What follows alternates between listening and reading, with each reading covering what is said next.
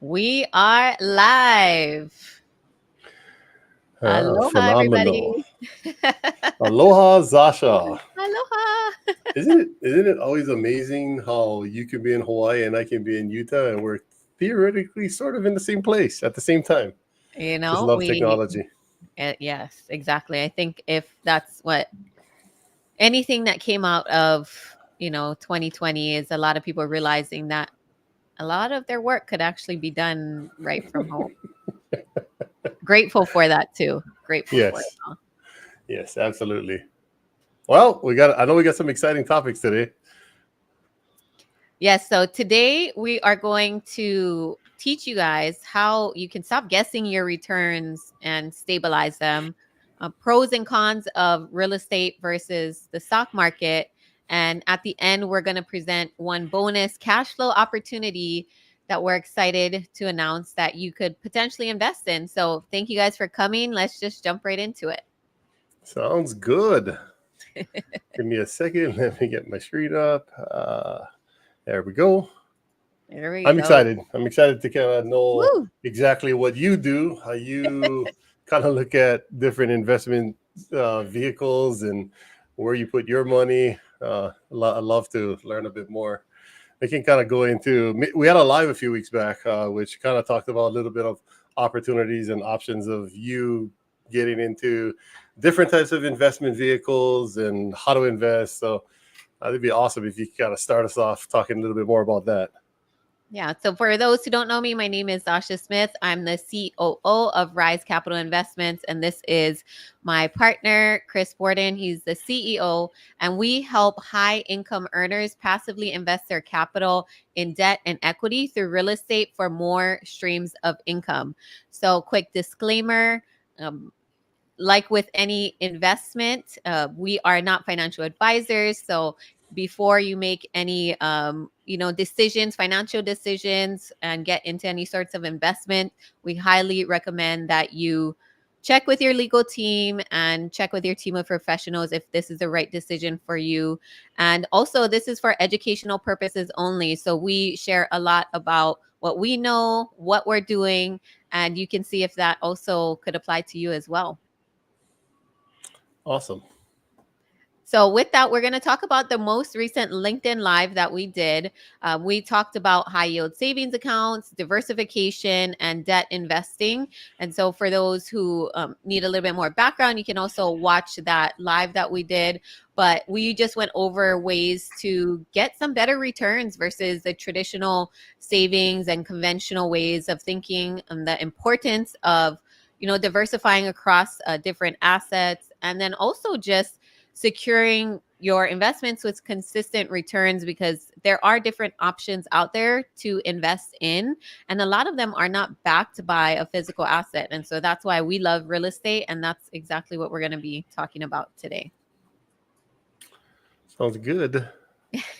Maybe dive in a little bit more on give them a little bit more teasers on exactly what we're going to cover. Perfect. So like the slide says, we are going to help you guys stabilize, figure out how do you stabilize your returns? What does that mean?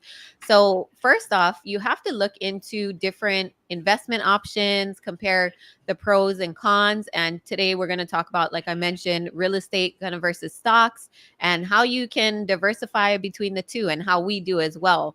And so for those who need a little bit more diving deeper into what exactly a private placement is, that's when you invest your capital into real estate for a return. And so Chris can dive deeper into specifics about those terminologies, but basically the ways you can invest into real estate is, of course, you could do it actively or passively. So active, for example, is if you go out and buy a property, you fix and flip it, or you buy a rental property, you manage it yourself. Those are ways where you can be a little bit more hands-on and passive. But there's also a different side of it where you could just invest your money into other people's projects through debt and equity, and then make a return on that and potentially get equity in there as well. And the other way you could go, and we do a little bit of both, is the stock market. So maybe Chris, you could explain a little bit more about that, because I know you're more diversified in that aspect as well. Yeah, we'll definitely dive into it. I think when you were talking about rentals and fix and flips, those are typically going to be the more active side, including rentals.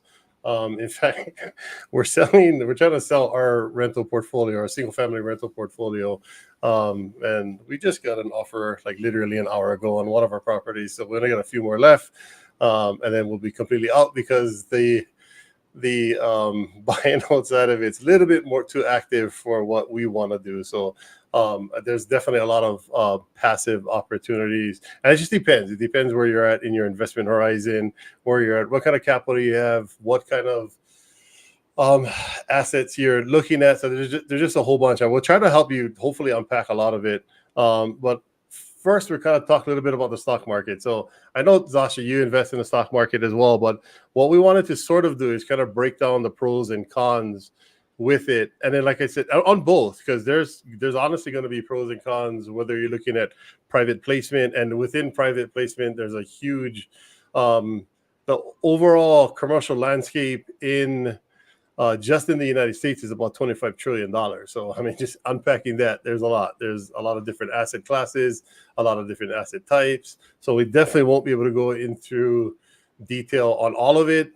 Even the stock market, 11 different sectors that we'll be here all day trying to go over each spectrum. And we don't actively invest that active in the stock market. So we wouldn't honestly be able to talk super intelligently about exactly what you have to do. But what we wanted to do is at least break down the pros and cons and then tell you what we do. So first off, we're going to look at the stock market, then we're going to compare that to private placement, more on the private equity side of things, and then we're going to kind of segue towards the end into sort of like the private debt side of it. So when we're looking at the stock markets, let's talk through some of the pros on it. And this is the pros in comparison to private placement, private equity, or just like getting into, I think a word that's a little bit more synonymous is like syndications. That those are a bit more synonymous with private placement and private equity. So we'll use some of those terminologies as well, but we're going to compare the two. So we're looking at just the stock market first. The high liquidity on the stock market is a positive, because if you need capital at any given time, you can sell your stocks. I mean, you can buy it one day and sell it the same day. So it's very liquid. You can get your money in, get your money out very quick. That is not the same with the private placement side of it. Lower barriers of entry, right? With the introduction of things like Robinhood and several other large trading platforms out there, it's easy. I mean, anybody can start investing. My kids invest. I believe they invest through Cash App. And so there's a ton of different ways for you to invest, and you don't have to have a whole bunch of capital to start investing. So lower barrier entry, definitely a pro. Diversification options, as I mentioned earlier, there's 11 different sectors that you can invest in right across the economic spectrum. Real estate, honestly, being one of them, it's just different. You can get in typically through a REIT. There's still market sentiment with the REIT, and it fluctuates with the stock market, and again, consumer sentiment, which we'll definitely talk a little bit more about that. But when you're looking at it, again, there's a ton of different options to diversify. And even on the diversification side of it, you can go through index funds, maybe some ETFs, and just using those avenues as well can reduce individual investment risk. So there's a ton of different options there for you to be able to diversify within the stock market portfolio. I think one of the last ones, which is depending on how you look at it, it can honestly go both ways. It can be a con and it can be a pro. On this side, we're going to look at the pro side of it and look to understand, okay, how can volatility be a positive or be a pro when I'm looking at the stock market. I think it's definitely important to know you have to be very well educated to be able to get returns on the volatility. So you're going to have to understand things like stop losses, short sales, and puts, like put options, and being able to understand exactly how to do it. I think it's also important to know that typically less than 10% of active large cap fund managers outperform the S&P 500. So it's not an easy thing to do. You have to be very well versed in it, but there's definitely potential options for very high returns and getting quick returns as well.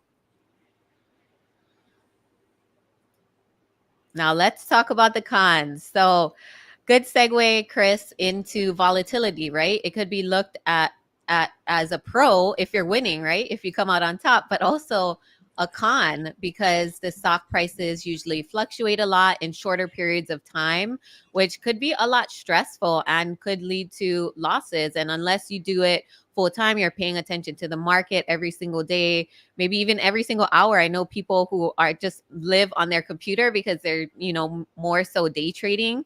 And that's a whole nother ball game to understand. And for me, I got into it for a little bit during COVID when I had nothing to do at home. I started, I downloaded Webull, which is an app like Robinhood. I started kind of trading stocks, and I liked it because it was fun, right? At the time, I didn't really have anything else to concentrate on. But if I were to do it in the long run, it was very stressful, and having to stay up to date with the latest news. And like the next one, it depends on the market. So if they're valued at a certain price, but then the news comes out, like right now, the elections, right? And things happening that have to do with the political aspect might not have anything to do with whatever you're investing in. However, with the stock prices, it's just so subjective to, the fears of the market, and it's less predictable. So the next is just there's a risk that you could lose it all, like lose all of your money. So whatever you put in, you could lose it all. And that can not be really a stable way to invest because you can end up with nothing. But I think overall, it's a good kind of way to look at it is that if you are ready to, it's almost like gambling. I feel like sometimes if you're able to lose it all or take that hit, right, and take that risk, then some people look at it like they're willing to do that. But for me personally, that would be a con. And the next is the complexity of it.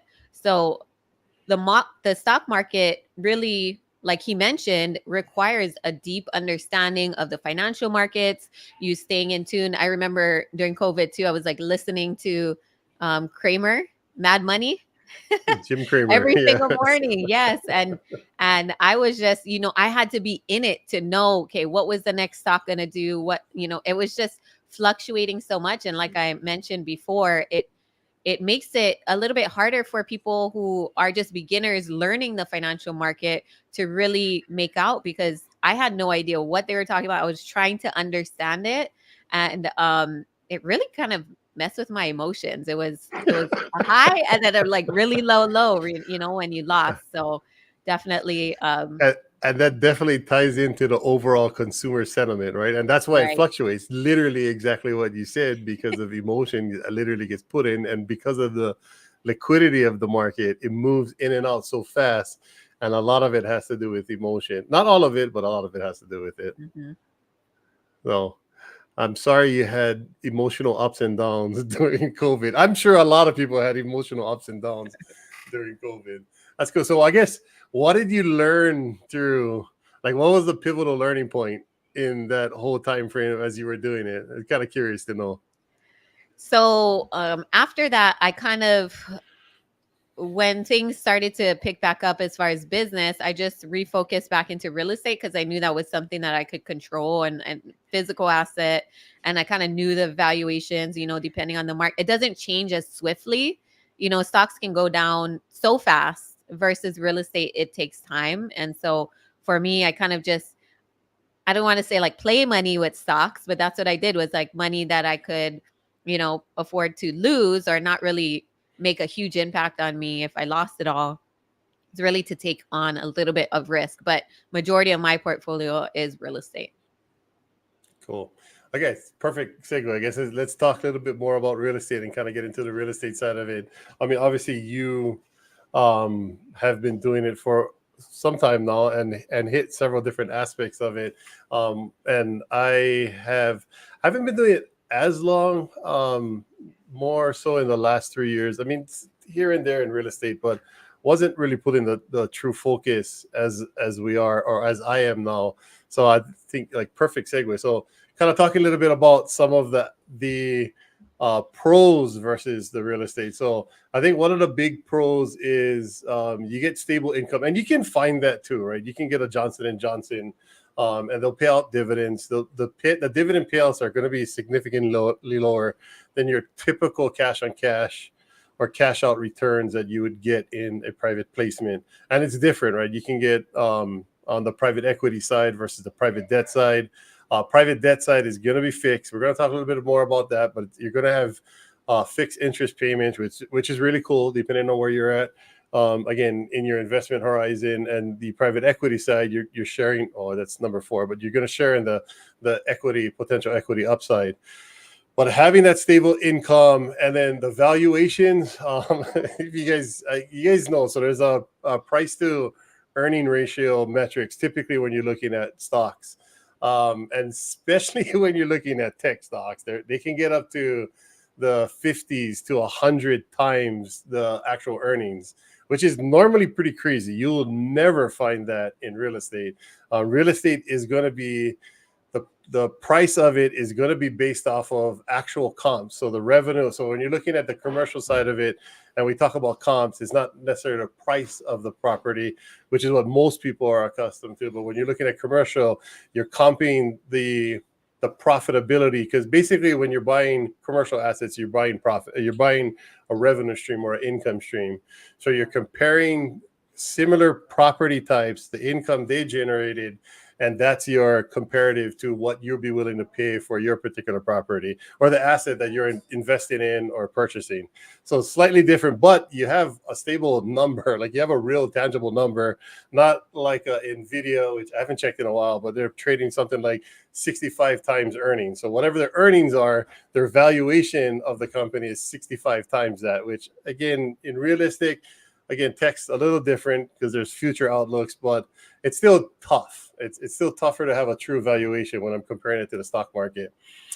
Second is there's physical assets.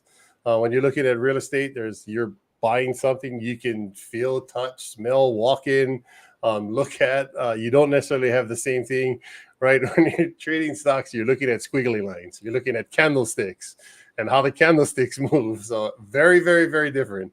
I think it brings in more of an emotional disconnect, as Zasha kind of pointed out. Like if you can feel, touch, and smell something, you know it's real, it's there.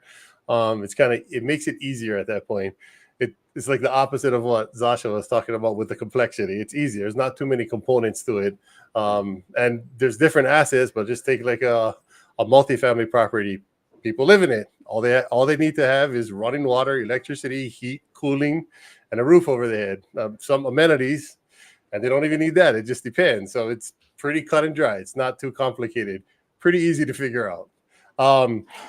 Debt is normally collateralized against the property, so loans are typically secured by the property itself. And there's both ways. I can honestly argue both ways about debt. Taking on debt increases risk, but can also reduce the risk of total loss, because the total portion of the loss is only the equity side of it. Just so what I mean by that is, just for all intensive purposes, I bought something for $100,000. I had a loan for $50,000, assuming that there's no personal guarantee, and it's a non-recourse loan. I'm only liable for the $50,000. The other $50,000 would be the responsibility of the bank. They'll take the property back and have to deal with the $50,000. So the risk of my loss is only the equity portion of it. And then, as I kind of alluded to earlier, you get the equity participation, which you don't get in the stock market, right? The stock market, if the stocks go up, you share in that increase. But then again, a lot of it's driven off of consumer sentiment. Well, a portion of it is driven off of consumer sentiment. And you can see it change. Like, it's kind of crazy. You can see how much the stock market can change by the unemployment report. When the unemployment report comes up, depending on the numbers, it can drop or go up. And so understanding those components of it, you definitely don't have the same thing in the real estate side of it. And you get to, as the value of the property go up, you get to share in all of that increase. Again, not the same thing that happens. It to the same degree, at least. You still, some give dividend payouts, some don't. You'd have to understand that as well, and then invest accordingly. So I kind of went through both the cons and some of the pros and some of the cons, but let's kind of dive a little bit deeper into a little bit more of the cons. So, unlike the stock market, it's not really easy to go and sell the real estate and get your money out, right? It's very hard, especially if you are investing in longer term investments like syndications or commercial properties. It's basically like a 3 to 5 year hold. And if you're buying rental properties on your own, even, potentially longer, depending on your financial situation. But it is harder to access. And I think that's why a lot of people are maybe a little hesitant, because they know once they invest their money, it will be hard, not impossible, but it may be hard to just get it back right away. And so that's why it's especially important for you not to invest everything into all of these investments. Make sure that you have an emergency fund just in case something happens. The second is maintenance and management. So I don't know for those who ever, self-managed a property, but there are so much that goes on, toilet, like they say, toilets, tenants, and trash. You're always dealing with one of those three at any given time, and it can cost you a lot, right? Like a lot of people, when they first start investing, they may think, oh, maybe I'll buy a rental property and I'll start my cash flow, maybe make $200 extra in cash flow a month. Well, if the water heater goes out or you got to call a plumber, I don't know if you've ever had a plumbing bill. My husband's a plumber, but those bills can be anywhere, from a couple hundred to a couple thousand. And so that would eat away all your cash flow for that entire year. Well, Another, I had a leak. I had a leak in one of my rentals. Sorry, it's a quick segue. no, I no, had a no. leak in one of my rental, and we just had, I want to say, a $12,000 bill. So they happen and they add up, which is again one of the reasons why I don't want rentals. Right. Exactly. And then just the management with the tenants, especially me being here on Maui and what happened, we had the fires that happened. And so it was unexpected, natural disaster. And so a lot of people were looking for places to go. A lot of people were out of work, out of jobs. And if they had been renting for you for a while, like Chris said, it's just you become attached to these properties, you care about these people, but at the same time, it has to you got to pay your bills too for that property.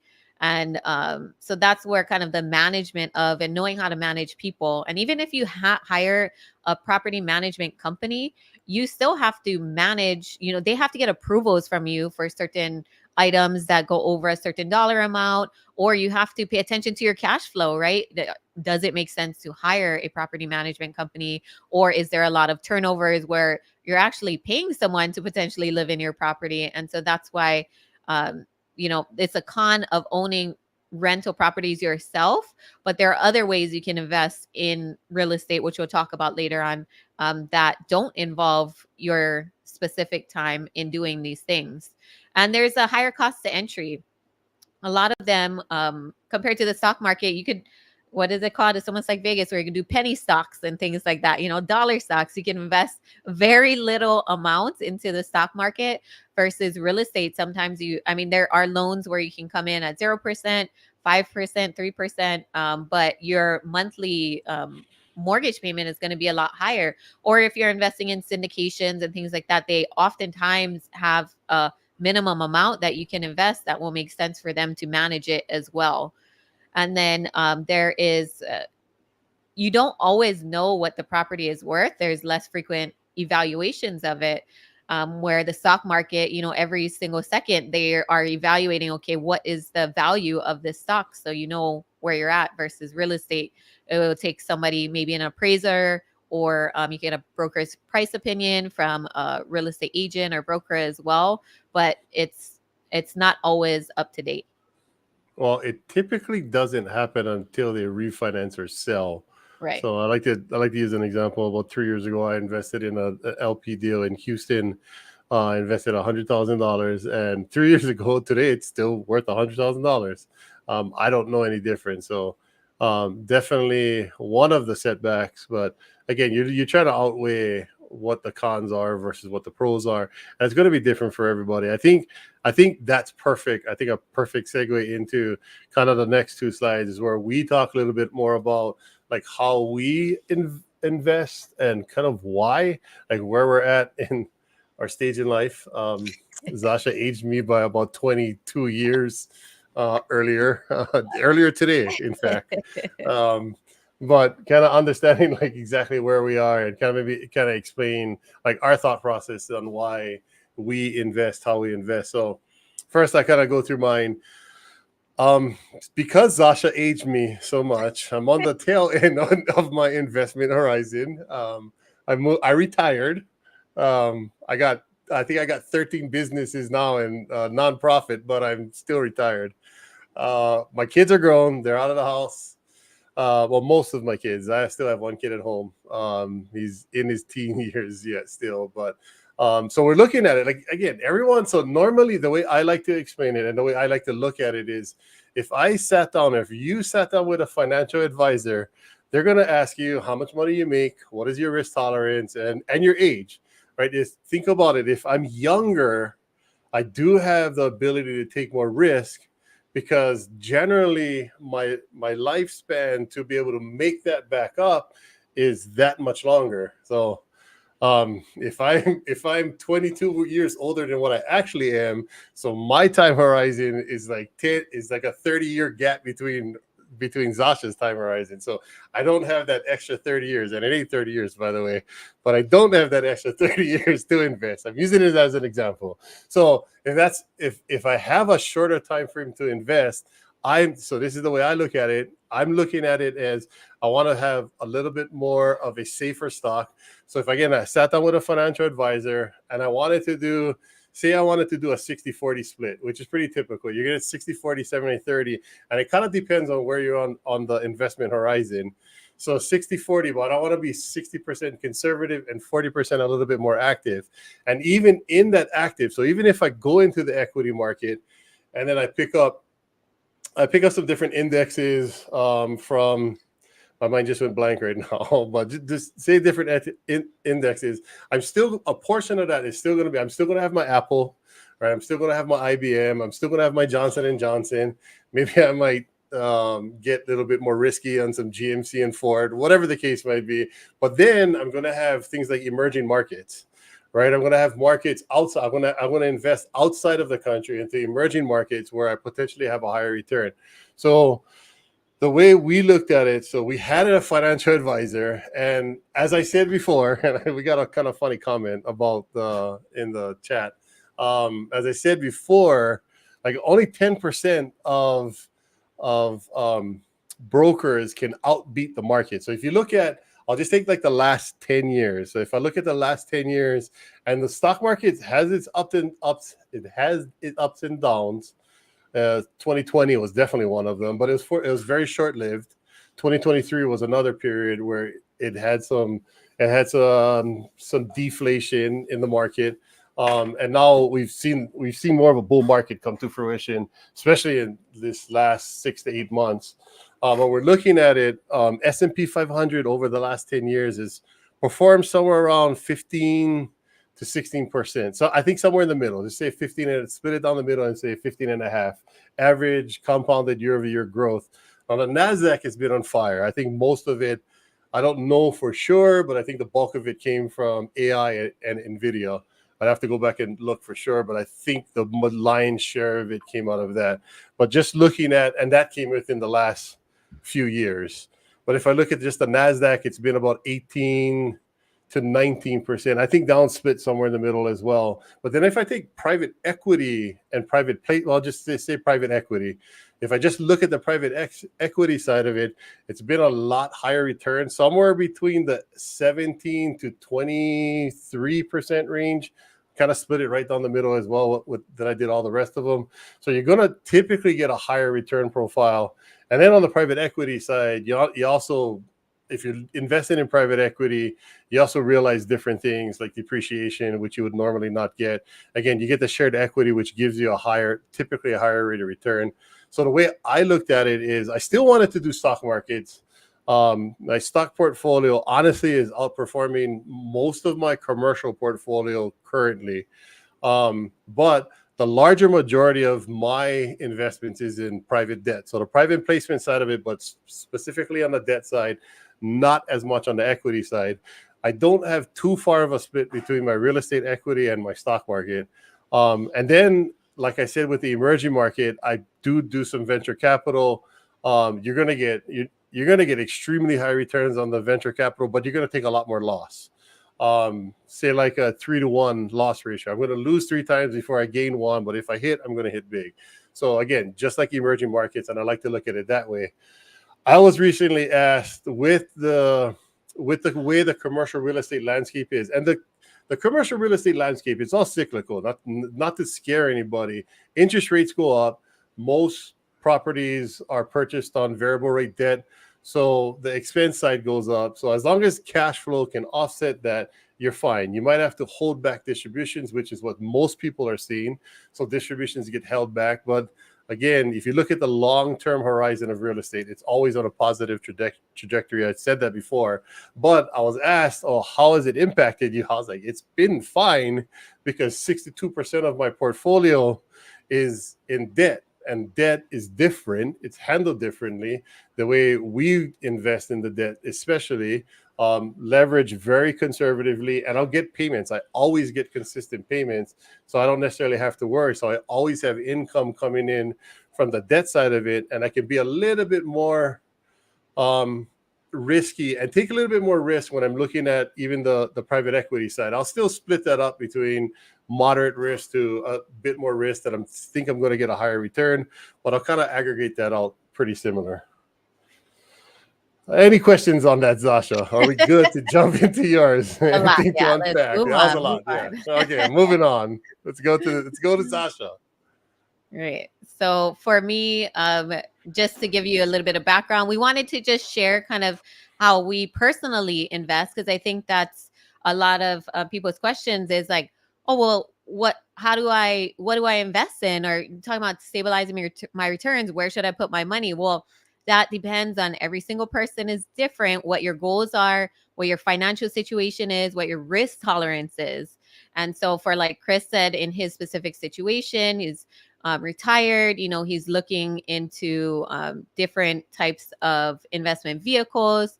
And so for me, I'm in a different kind of life situation. I started off as an engineer, had that stability. So I got into real estate in 2019, and now I'm in my 30s.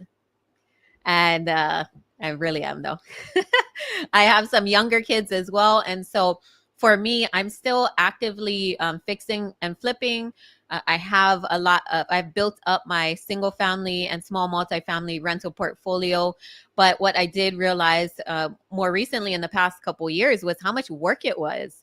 And so for me, it was important to start diversifying still into real estate, but diversifying into larger commercial investments that were more passive for me, where I could just place my money and then, get the cash flow and potentially, in 3 to 5 years, walk away with even more equity than I had when I first started. But I think it's important for people to realize that not everything is equal in all of this. So for me, I invest a little bit in stocks. I don't really understand it. So that's why I don't invest more into it. And for me, that's fine. I put into real estate. And then also venture capital is something that I recently got into that I had no idea what that even meant. Is when you're investing into, like real estate or other types of business startups and things that are a lot more risky, just like stocks, right? If it goes to zero, that means you get nothing back. And so for me, I fully focus more on the real estate side. And then recently as well, started doing real estate debt, which is what we do in our fund currently. We do real estate debt and equity. And for me, that provides a faster kind of turnaround and more cash flow. So now that I have started investing that way, like we oftentimes talk about it, because a lot of times when people look at real estate, it's such a long-term play that it's nice to still invest in real estate, invest in a physical, tangible asset, but get returns, in 6 months or a year or whatever the case may be. But I love real estate and I understand it. And that's why a majority of my portfolio is in real estate. No, I think that's interesting, and you can see that because there's a large age gap. Obviously, there's a 30-year age gap, obviously, but when you look at it, you can kind of see, and I do stress that a lot because I see a lot of people just wanting to mimic someone else and do the same thing someone else is doing, but everyone's situation is different, right? Everyone has different capital restraints. Everyone has different time constraints. Everyone has a different risk tolerance. So you got to kind of understand where you're at in your risk tolerance. And then, like I said, too, like your time horizon. I mean, truth be told, Zasha has a longer investment time horizon than I do. So it should look different. It shouldn't look the same because she has a 10, 15-year gap on making any mistakes up than I have. So, and we want to make sure that we continue to build our wealth, build our portfolio for whatever reasons we I guess we deem necessary. So I think cool is we kind of jump in, we give some actionable steps, and then we'll give some real scenarios, life scenarios, as well as maybe some opportunities. I know Zasha's going to share some opportunities that you possibly can look at. But I think so. We talked about all of this, but just kind of maybe giving a summary or a kind of synopsis of it. So assess your risk tolerance, like determine how comfortable you are with risk associated with each type of investment. And I think you have to understand that every type of investment takes different risk. And the easiest, I think that this is not a steadfast rule, and there's variances in between it, but you can sort of take it to, I mean, I guess take it with a grain of salt, but typically the higher the returns, the more risk you're taking on. The lower the returns, the less risk you're taking on. Again, there's ways to calculate it. Standard deviation, Sharpe ratio. We can start geeking out and kind of go through all of that. But I think just the easiest way to kind of analyze it is the higher returns, you're taking on higher risk, lower returns, lower risk, typical. So you got to understand where you're at with your investment horizon and kind of understand where you're at with your risk tolerance. And then kind of jumping in, like we talked about this too, just your overall investment horizon, like how much time do you have to invest? Like again, Zasha has a little bit longer than I have. So take that into consideration. You have to use that. Well, you don't have to. You can do whatever you want to do, but we would recommend that you use that. I mean, most financial advisors would recommend you looking at your portfolio and kind of making sure you can, if there is a loss, you can compensate that loss with time, right? Time in the market, normally you'll be fine. And it's the same thing with real estate. The longer the time horizon, the stock markets also over time has always have a positive trajectory. So has real estate. Diversify your portfolio. So spread your investments across both real estate, stock markets can definitely balance out risk. And balance out your return too. So you can, again, I told you, you can look it up for yourself. Look up what has been the historical return profile on private equity and what has been the historic return profile on the stock markets. I'll break it down a little bit more, kind of go into maybe S&P 500, NASDAQ, and the Dow Jones would be your top three indexes to kind of to benchmark off of.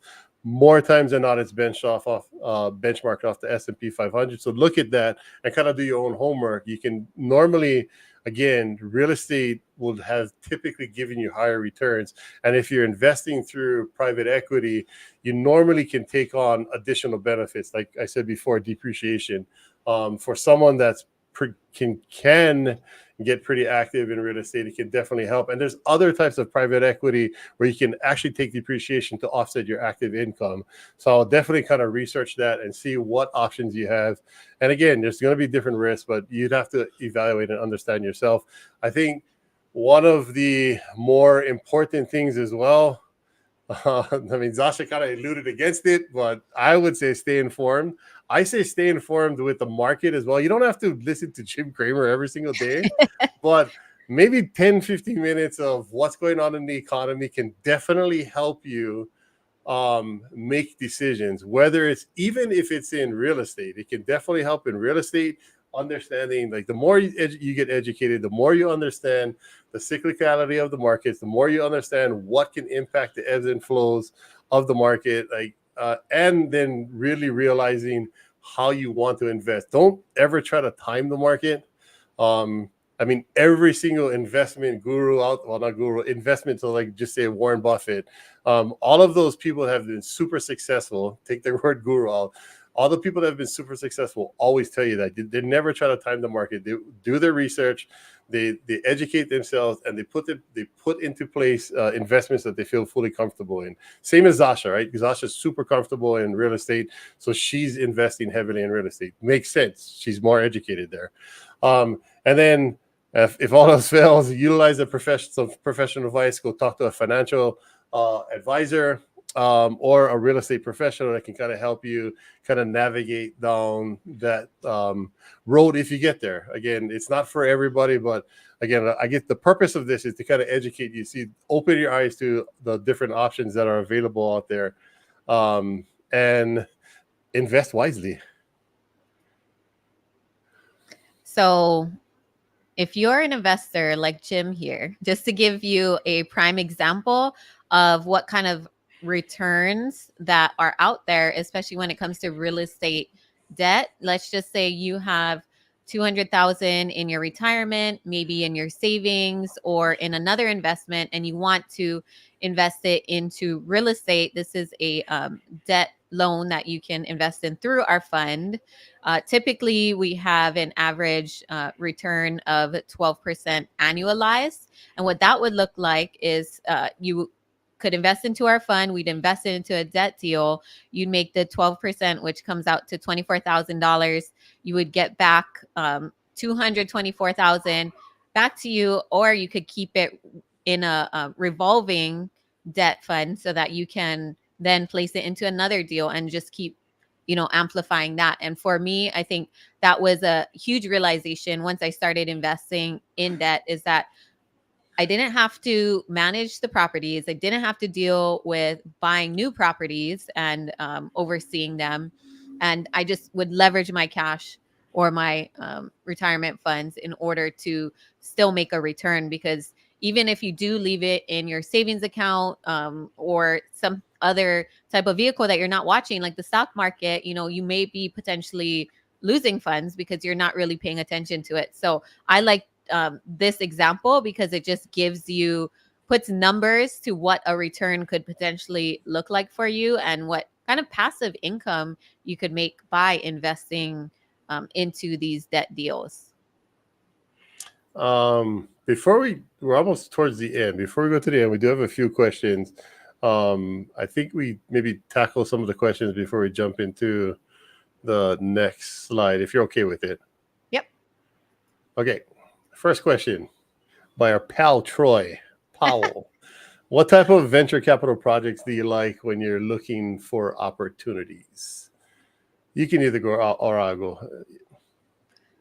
I don't really look for venture capital projects. I just, through my network of people, I kind of hear about different opportunities. And so if I know people are that are also investing in real estate, that are investing in this other type of opportunity, I feel more comfortable doing it as well. And especially if they have had success, they've had a lot of years of investing and experience to back it up of why they're going to invest into this new type of opportunity, then I'm more inclined to try it out. And like anything for me, specifically in my investing career, I've always partnered with other people. I initially started on my own, but I would partner with people who kind of were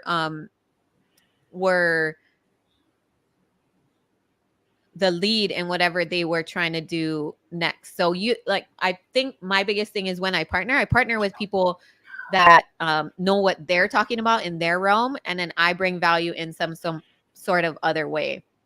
And so for me, a lot of my partners that I invest with, I highly, highly trust. And so I think number one is looking at who's investing into those types of projects, and do you trust them, your relationship with them? And then also, why are they investing into it? So I wouldn't blindly just go out and look for projects like that. And that's why it's a very small percentage of my investment portfolio. And I don't know if I'll do more, but it definitely just depends on the opportunities brought to me.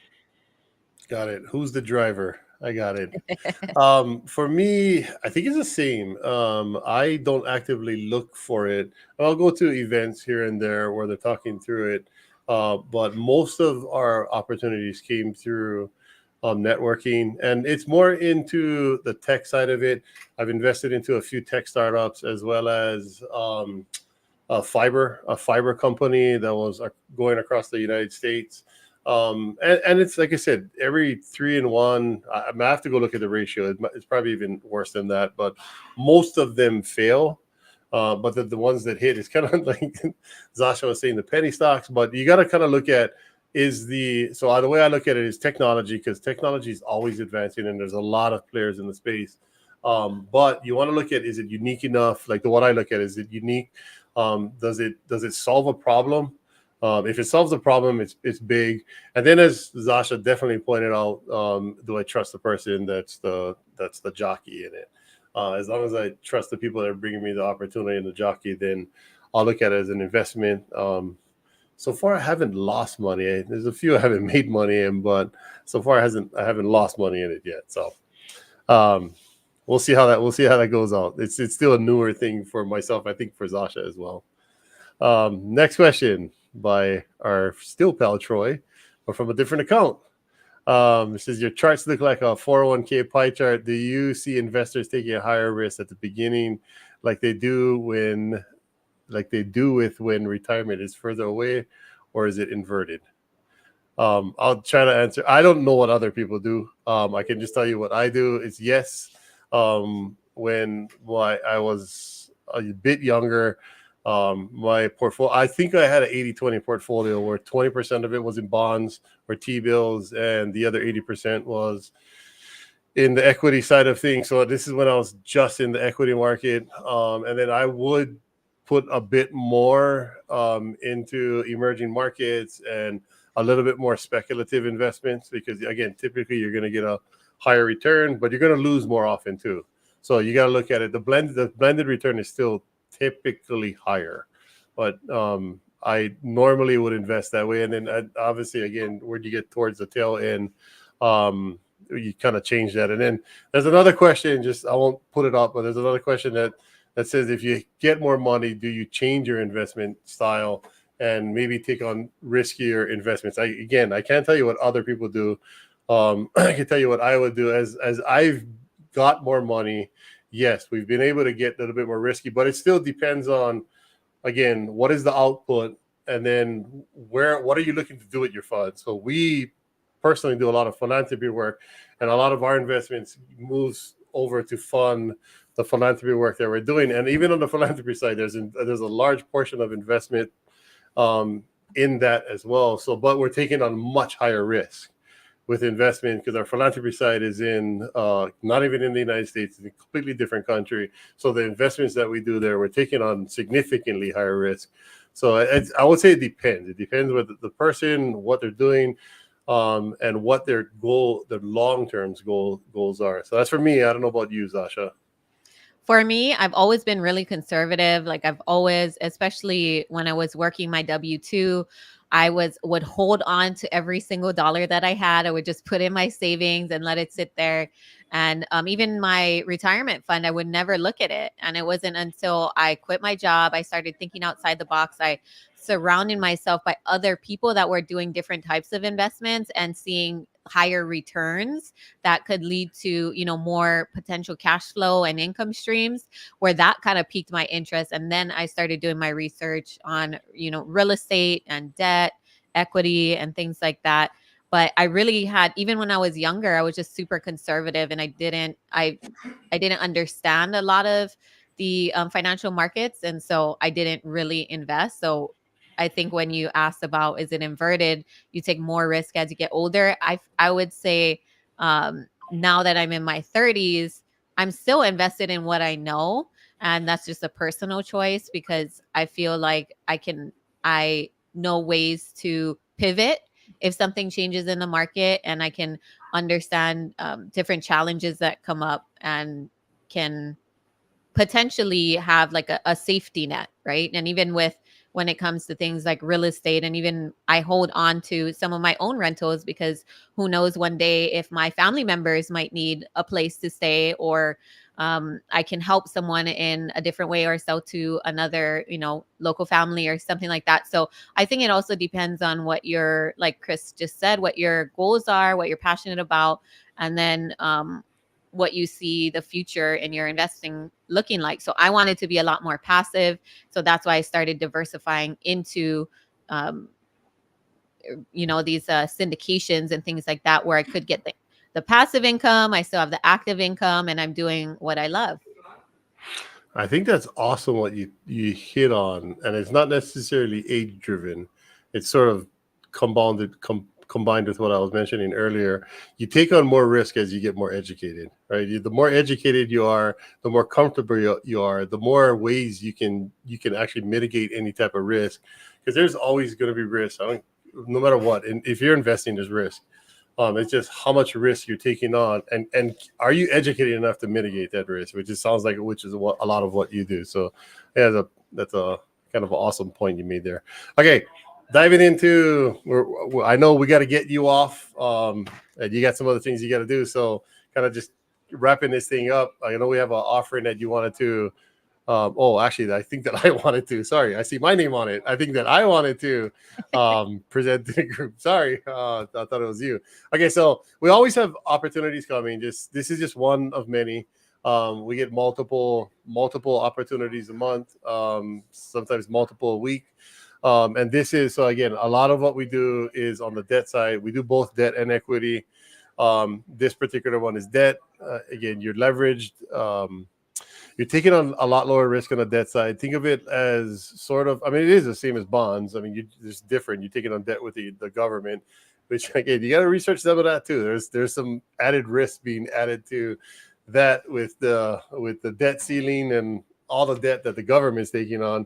You look at how much they're paying every single month of debt. It's pretty astronomical. So, but you're looking at it. So this is relative. So this is the debt, but on the real estate side of it, the risk return profile is honestly, the risk return profile is one of the highest in like any comparison out there. The risk that you take on, all the money we have is secured in first position against the property. Something happens, we take possession of the property, securing and mitigating. Again, it's what we talked about earlier. You educate yourself, you can figure out ways to mitigate the risk. And again, this is one of just many opportunities, 10 to 12% return, depending on how much you invest. This one's a 6-month term. They're all 6-month terms. Sometimes they go longer, and sometimes they go shorter. It just depends. And this one is secured at I think it's actually a little lower. I think I mistyped that, but it's somewhere between a 30 to 35% loan to value, meaning the amount that we lent on it comparative to the value. So there's a huge portion of equity in between there. So again, that alone secures the property, secures the investment, and it's a great way to be able to have consistent cash flow. And again, you see my portfolio, 62% of that is mine. Well, 60 to 65% is how I invest, and somewhere between 10 to 20% is how Zasha invests. So opportunity for you guys to jump in on. You guys want to learn more, visit us at Partner with Rise. It can definitely help you more. You want to wrap it up, Zasha, for us? Okay, thank you guys all for attending. We hope you guys learned something new. And if you have any questions or even want to hop on the live offering opportunity that we have, please don't hesitate to scan this QR code and visit our website, or even email us so that we can help you on your investment journey. Thank you. It was fun. I got to learn a little bit more about how and why you invest. So I had fun. Hopefully the audience did as well. I know Emma and Troy did, because they guys see some jokes in there from Emma. So hopefully they had fun as well. I had fun reading her joke. But thanks everybody for joining. I appreciate all you guys for coming down. And like Zasha said, hopefully you got to learn a bit more. And aloha and a hui ho. Hui ho.